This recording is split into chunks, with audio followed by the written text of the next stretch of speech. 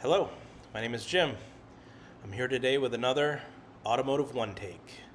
No AI, no editing, just valuable information about car shopping and the car business. But before we begin, this video is sponsored by the Car Dealer Cure. We are a car buying concierge service. We cure car buyers of the car shopping disorder. Our experienced staff has worked in every role at car dealerships, from salesperson to general manager. We handle every aspect of the car buying experience for you, from locating your perfect vehicle to negotiating the best price on the car, on your trade-in, on the interest rate, any warranty extras, and then we arrange for a remote signing for you so that you can avoid the dealership pressure cooker. Most of our clients save far more time and money than our service costs. Tired of car dealerships? Allow us to cure you of your car buying ailments. Contact us today for a free discovery call. Okay, so should you test drive a car that you're considering buying? Well, the answer is overwhelmingly yes. I've seen folks fall into many traps by skipping this step or thinking that they can skip this step. Far too many people have told me that they didn't need to, nor did they want to drive the car. Some people feel that they're already familiar with the car because they've owned that model before. Maybe they rented that model previously. Some people feel they can rely on videos and articles and reviews. Some folks feel like there's an increase in pressure with having to drive the car. Others, and I heard this quite a bit on the lot when I worked for dealers, are afraid of forming an emotional attachment to the car and fear that this might cloud their judgment when it comes time to pull the trigger on the vehicle or negotiate a fair price for themselves. And while it's true, dealers do want you to drive so that you'll form an emotional bond with the car, there are other practical reasons why you'll still want to drive it anyway, mainly so that you can protect yourself as a consumer. The financial consequences of deciding in the short term that you made a mistake choosing a car aren't as cut and dried as, say, walking into the customer service line at Walmart and deciding you want to return a TV or some earbuds or a pair of sunglasses. While some dealers do have a return policy, most of them will not give you all of your money back. That's usually not something they'll tell you when they advertise their return policy. Often, the state sales tax on the purchase and certain dealer fees will not be refunded to you. A return policy at a car dealership sounds really good in theory, and it sure makes you feel nice and secure when you decide to buy their car, but it rarely is what people expect and will often have customers second guessing returning that car once they learn all of the details of the return policy. Most of the stores I worked for did not have a return policy, and on the rare occasion when a customer would come back unhappy with their purchase after a month or so, we would simply do our best to try to trade them out of the car for something else. We were usually able to, and we tried to help the customer out financially wherever we could. Often it necessitated we help the customer out financially because a lot of times the bank wouldn't pick up the next deal because of negative equity, or they were now lacking any sort of down payment because they burned it all in the previous car. So in situations like that, you try to help out customers wherever you can. But if you find yourself going around that merry-go-round a second time, there's no escaping having to pay those sales taxes and dealer fees all over again. And there's no getting around that on a brand new car, there is a significant depreciation hit that you'll take. On a used car, the customer may have paid retail or close to retail the month prior, and that used car is often fundamentally the same car a month and a few hundred miles later, but you're looking at a loss of value, something closer to wholesale value rather than the retail value that you had originally paid when you try to turn around and trade that car in so soon. That spread is how dealers make their money. Never an easy conversation to have with a customer. And sure, as a dealer, you're licking your chops that you've got another car sale on the hook from the same person so soon, but having to put out a fire like that um, rarely does much to enhance your relationship with that customer, someone you're hoping who will buy from you again in the future and send you all of their friends and relatives. It's just an uncomfortable situation to be put in. And it's really not worth that second quick sale. It just becomes a hassle for all parties involved. I have seen situations where a buyer will surprise a loved one with a car that person receiving the gift may never considered this surprise car before. The heart of the person giving the gift was in the right place. They put out this large outlay of cash and commitment on this surprise for their loved one, and they were upset to learn that the vehicle wasn't something that person liked. And then bitterness and resentment results from the giftor about how ungrateful the giftee was. A close family member of mine drove a certain brand of luxury car for about 25 years. The brand isn't at all important, but he kept leasing them about every 3 to 4 years, and he had been happy with every last one of those cars. And when it came time to acquire what would have been his 8th or ninth car, he was sitting around in his living room one day surfing the manufacturer's website. He picked out and optioned what he believed his next logical car would be. He called the salesperson at the dealer he'd been working with for 25 years and left a deposit to order one. It took about 4 months for the car to arrive at the dealer. It was a beautiful new car. The fit and finish and performance was everything he had known these cars to be. It appealed to many of his senses. The deal was right. Everything seemed perfect. He completed the paperwork. He opted for a 4-year lease this time, and then he drove his car home. And he drove his car home about 1,300 miles because he's a snowbird and he was traveling from his summer place in the north to his winter place in the south. And he realized after 3 days of driving that this vehicle was very uncomfortable for his right leg. The center console was a little large and shaped in such a way where he wasn't able to rest his right leg comfortably on longer drives. And I told him that even though he had leased the car, there were probably options for trading him out. He decided to stick with the car, and he stuck with it for about 2.5 years. He didn't hate every minute of it, but he certainly didn't enjoy this car as much as he had enjoyed the others. And ironically, this is a person who had worked a little bit in the car business. He should have known better. He was sure to test drive his next car when he traded out about 18 months early from that 4-year lease. He traded for another lease. He still had some negative equity from trading in the previous car so soon, and something like $200 of his next lease payment represented the mistake he had made in the previous lease that he needed to trade out of so soon from the negative equity. If he had made the right decision the first time, his next car would have been about $200 a month cheaper. And these mistakes are truly the gifts that keep on giving for years to come. So you'll want to avoid that. In general, if you're buying shoes or a dress or a suit of clothing, you'll want to try that stuff on first before you purchase it, and then tailor it to make it your own. The same would apply to purchasing an automobile. When you think about it, most of us may only be spending a couple or a few $100s maybe for that new set of clothes or shoes. Why wouldn't you try on for size an automobile that you were considering that costs $30,000, $50,000, even $100,000 or more? The stakes are that much greater. And it still amazes me that to this day, people walk the lot intending to buy, but refuse to test drive their cars. So what are you going to want to accomplish during an inspection or a test drive? Well, keep in mind there will be very definite differences in a brand new car versus a used car. A brand new car needs to present and behave as new. And if it doesn't, the dealer will need to make it right before you buy it or switch you to another new car or identical version of that same car. A used car, on the other hand, is going to be a wild card.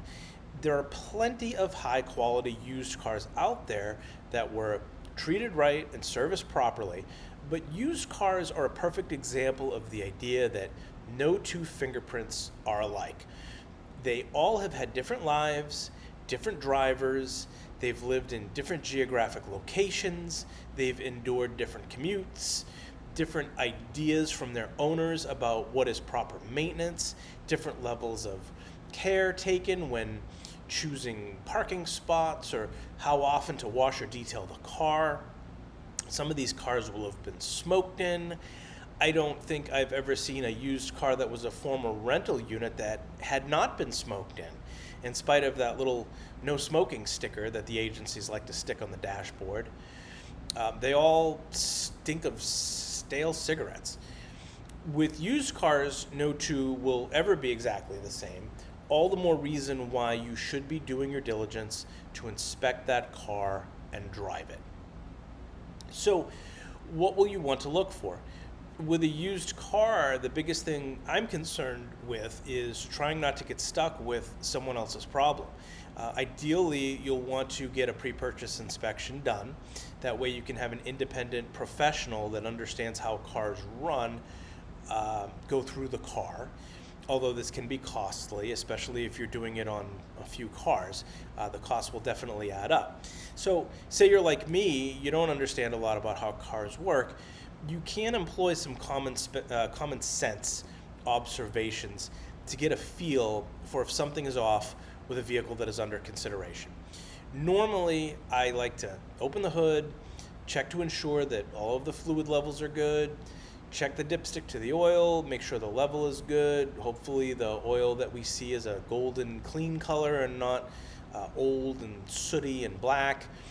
Check the condition of any belts and hoses. You'll want to make sure those aren't cracked or split. Inspect the condition of the tires. Ideally, they won't be bald with the cords showing through. There's a manufacturer's date code on the sidewall of every tire. You can look up where to find this code and how to translate it, but there's a number code on the tires that will let you know exactly which week and which year that tire was manufactured. If the tread is good, I generally like to see tires that are 5 years or newer. If the tires are older than 5 years, you'll want to check for dry rotting and cracking of the rubber. Some tires age out before they wear out. Just depends on how much people drive on them. So you'll want to pay attention to both age and condition. Good tread is no good if the rubber is dry and cracking. So also poke your head underneath the car, see if you can spot any sort of drips or leaks. On the body panels, look for any mismatches in color or asymmetric gaps in the panels. This may indicate that there was a body repair. Not the end of the world if a car was hit and repaired. You just want to ensure that the repair was quality and not something that was just cobbled together. When you get into the car, you'll want to make sure you can get in comfortably. You'll want to ensure that you're not whacking your head on the A-pillar when you're getting in and out. If you're like me and you have some pain in your back or your knees or your hips, you'll want to see how easily you can get into and out of the car. Then once you settle into the car, you'll want to adjust the seat, the steering wheel, side and rear view mirrors, and settle into the car and see how it feels at rest. Can you identify the blind spots in the car by looking around you? Is there any part of that seated and rested experience that's uncomfortable to you? Do any of the interior parts intrude, like the center console in my relative's example? I once worked with a customer who was so large that everything was an intrusion, from the steering wheel to the center console to the door panels and her head bumping on the headliner. It was quite a task trying to find her a vehicle that fit her because she filled out most of them. And that would have been quite a dangerous situation as well if she ever had a crash and that smashed interior kind of folded in on her. So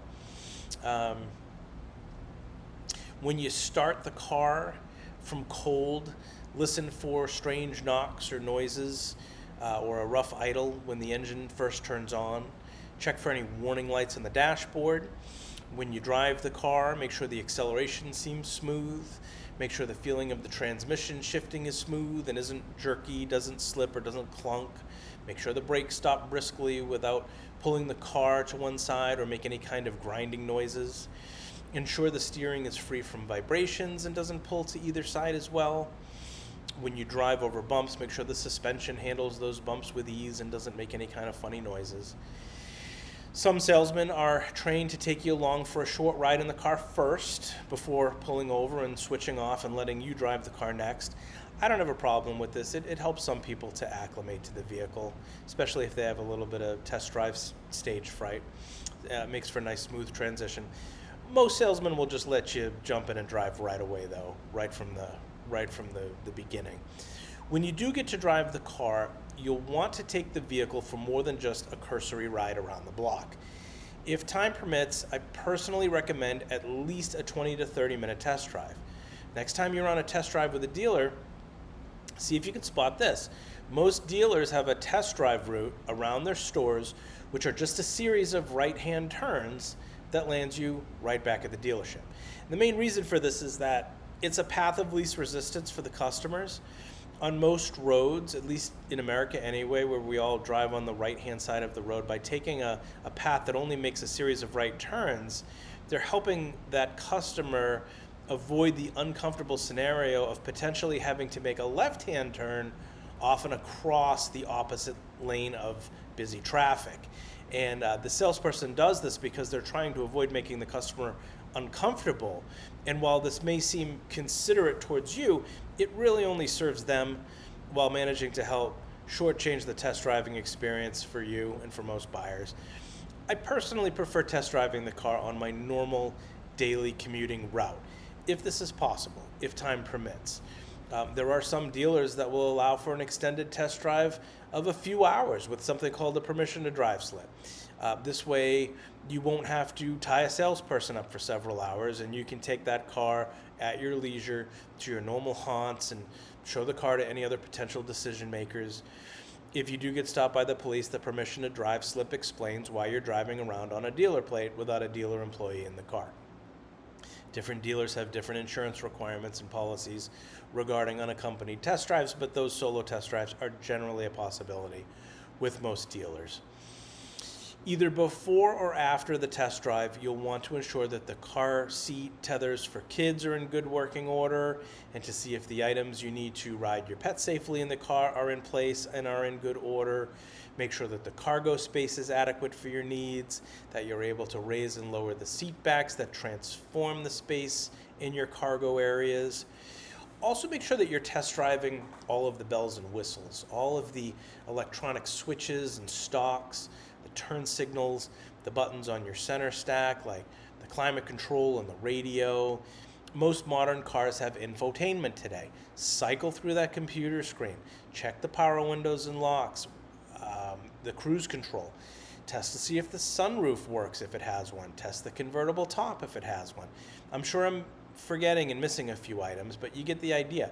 If it seems like it could cost a fortune if it breaks, you probably want to test it out and resolve it before you're returning to the dealer and having a debate about who broke what first. So what have we talked about today? Well, you definitely want to test drive a car, no question. Regardless of what you think you already know about the car, or in spite of the worry that you're just going to fall so much in love with it that you'll be making a bad decision and negotiating ineffectively. Even though a good test drive is a part of the dealer's overall strategy, you really need to protect yourself as a consumer and ensure that you're not making an expensive short-term or long-term mistake. Returning the car is probably not what you think it is. Don't surprise anyone with a car if it's not a model that they've ever personally experienced for themselves. If they're dissatisfied with the vehicle that you surprised them with, it's not lack of gratitude on their part. It was your harebrained idea about what you felt they should like. If you're the checkbook, or if you're the purse strings and budget is a concern, you just need to have open communication with the recipient of that car. Most people appreciate getting clothes as gifts, but most folks don't trust others to know what they're looking for from a style standpoint. If you've seen the 1983 movie A Christmas Story, 9-year-old Peter Billingsley's character gets surprised by his aunt with a full-sized pink bunny outfit for Christmas for a 9-year-old boy. Her heart was in the right place, But poor Ralphie wasn't going to get caught dead wearing that. I promise there is a happy medium that exists between what you can afford to buy that person and what that person is willing to live with. You just need to communicate. And the notion that, well, I'm writing the check, so they'll be happy with whatever I buy them, is not at all a well thought through strategy for such a large expenditure of, well, your money. Don't buy a car sight unseen. The physical and financial repercussions could be felt for years to come. Make sure you try your car on for size before you buy it, just like shoes or clothing. Make sure you go through a thorough inspection of any car you're going to buy, especially on used. Hiring a pre-purchase inspection on any used car that you're considering is wise. Make sure you can fit comfortably in the car. Make sure you can operate it comfortably. Don't go for an around-the-block test drive. Test drive should be 20 to 30 minutes minimum, longer if time permits. Drive the car on your normal daily commuting route into your usual haunts. Make sure the car layout is going to work for your kids, your pets, and your cargo, and make sure you're pushing all the buttons and testing all the bells and whistles to make sure everything works. That's it for now. If we're able to spare you the angst of the car buying experience, please let us know. We have the elixir for the car dealership disorder, and most of our clients save more in their car deals than what they pay us in fees. We are located at thecardealercure.com. The link is in the description below. Thanks very much for watching.